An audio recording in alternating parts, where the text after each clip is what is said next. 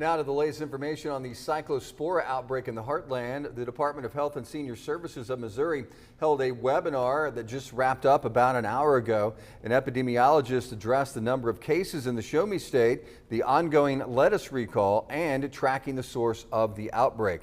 And one thing we learned is there are 216 cases of Cyclospora in Missouri tonight. And the numbers are going up in Illinois as well. Brianna Harris joins us live in the studio with the latest from both states. Brianna? Jeff, Kathy, Nathan Coffernis with Missouri's DHSS says there are still cases of possible cyclospora under investigation, and there are cases pretty much all over Missouri. Coffernis says investigators are still working to identify the source. He says environmental testing is challenging, but data led investigators to lettuce supplier Taylor Farms. And he says it's too soon to know if cases have peaked, and the voluntary lettuce recall remains in place as the investigation continues. The disclosure from the company did report that they had sent recalled products to Missouri, both for retail sale and for restaurant use.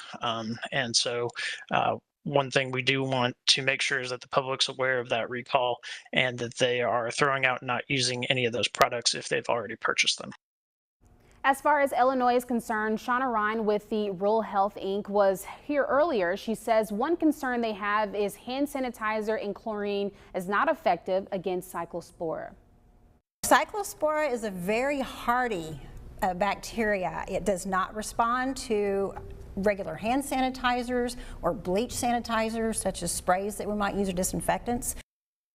Investigators are still looking into domestic transmission versus international. We should also note that the CDC map of cases is only those reported in the United States. In the studio, Brianna Harris, Heartland News. All right, Brianna, thank you.